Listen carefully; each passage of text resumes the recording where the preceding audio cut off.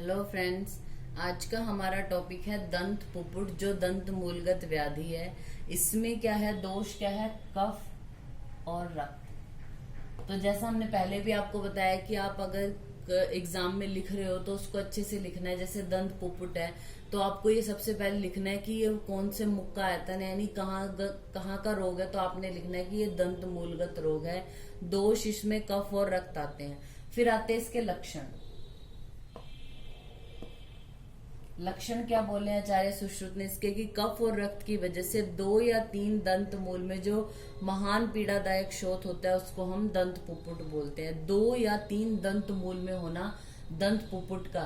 देखो आपको मैं याद रखने का क्या तरीका है। दंत पुपुट है तो जैसे ये पुपुट है, ये 2 या 3 बार आप इस वर्ड को कह सकते हो कि जैसे ये 2 बार आ रहा है या ढाई, यानी 2 या 3 बार या 2 या 3 दंत मूलों में जो महान पीड़ादायक शोथ होता है उसको हम दंत पुपुट बोलते हैं। आचार्य वाग्भट क्या बोलते हैं इसके बारे में, 2 या 3 दंत मूलों में शोथ होता है। और वो शोथ कैसा होता है, उन्होंने इंपॉर्टेंट क्या लक्षण बताया इसका,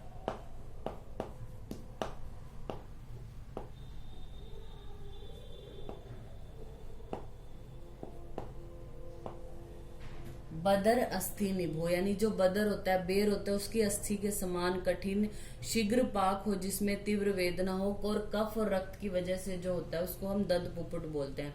इसका ट्रीटमेंट क्या बताया है कि अगर नवीन है दंत पुपुट, नया अभी हुआ है, तो रक्त मोक्षण कराना है, प्रतिसारण करना है तो पंचलवण, क्षार और मधु से कर सकते हैं। शिरोविरेचन द्रव्य, नस्य स्निग्ध भोजन कराना है पेशेंट को। आचार्य वाग्भट ने इसके लिए क्या बोला है कि स्वेदन करना है, छेदन, भेदन और लेखन, ये 3 जो वो शस्त्र कर्म करने को बोला इन्होंने। स्वेदन करना है, छेदन, भेदन और लेखन करना है। और प्रतिसारण किससे करना है, मुलेठी, सर्जिक, क्षार, सोंठ, सैंधव, इनसे प्रतिसारण करना है। मॉडर्न में हम इसको कोरिलेट कर सकते हैं डेंटो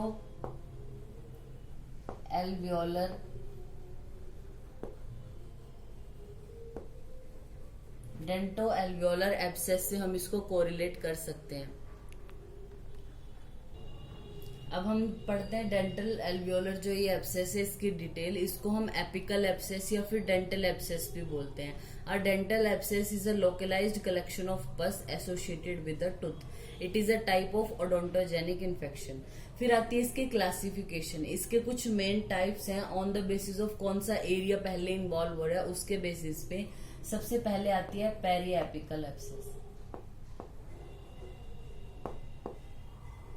पेरी एपिकल एब्सेस क्या होती है, it is the result of a chronic localized infection located at the tip और apex of the root of the teeth. यानी जो दांत है उसकी रूट का जो टिप है वहां पर अगर लोकलाइज्ड इन्फेक्शन हो, उसकी वजह से जब पस बन जाए तो पेरी एपिकल एब्सेस बोलेंगे हम उसको। फिर आती है पेरी ओडोंटल एब्सेस। पेरीओडोंटल एब्सेस क्या है, बिगन इन द पेरीओडोंटल पॉकेट्स हैं जो उसमें अराइज होती है सबसे पहले। फिर आता है जिंजिवल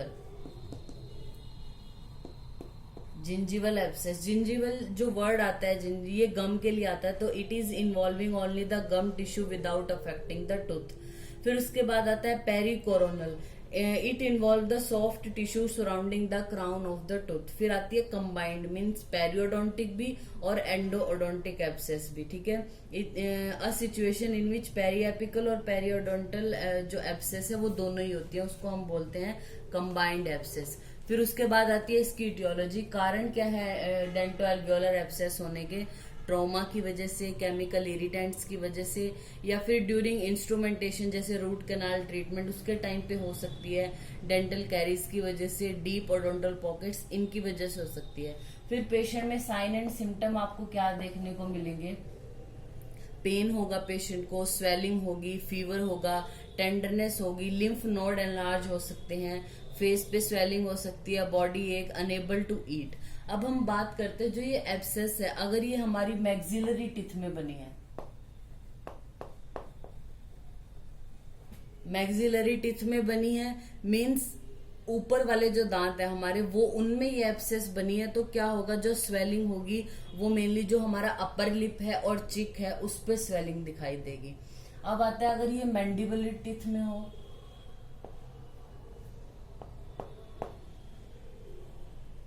यानी जो हमारे नीचे वाले दांत है वो इन्वॉल्व हो रहे हो तो चिन पे स्वेलिंग दिखाई देगी, ठीक है, अकॉर्डिंग टू लोकेशन होगा। फिर आती है हम इसको डायग्नोस कैसे करना है। डायग्नोस क्या है, आपको पेशेंट हिस्ट्री देगा कि उसको दांत में दर्द होता है, sensitivity to cold and hot है, और भी जो भी वो जिस तरीके के वो लक्षण बताएगा या जिस तरीके के आप लक्षण देखोगे उस तरीके से भी वो कर सकते हैं। जैसे अगर स्वेलिंग जो है वो रूट या एपेक्स वाले एरिया पे हो तो पेरिएपिकल एब्सेस होने के, अगर जिंजिवल मार्जिन पे हो तो पेरियोडोंटल एब्सेस हो सकती है, या फिर आप और अच्छे तरीके से जानने के लिए डेंटल रेडियोग्राफी भी करा सकते हैं। फिर उसके बाद आता है ट्रीटमेंट। ट्रीटमेंट में क्या है, अगर वहां पे पस फॉर्मेशन हो गई है तो हमें पस को इवैक्यूएट करना है, निकालना है। पेशेंट को एंटीबायोटिक्स देनी है, उसको पेन होता है तो पेन किलर्स देने हैं, रूट कैनाल ट्रीटमेंट जो है वो देना है उसको। कई बार क्या होता है, एब्सेस जो है वो हील नहीं हो पाती कुछ रीजंस की वजह से। वो रीजन क्या है, जैसे सिस्ट फॉर्मेशन हो गई हो, अगर रूट कैनाल ट्रीटमेंट इनएडिक्वेट हुआ उसकी वजह से, रूट में फ्रैक्चर हो गया हो या फॉरेन मटेरियल हो, तो उसकी वजह से जो है एब्सेस की हीलिंग नहीं हो सकती, ठीक है। तो ये हमारा टॉपिक हो गया दंत पुपुट यानी डेंटो एल्वियोलर एब्सेस या एपिकल एब्सेस। Thank you.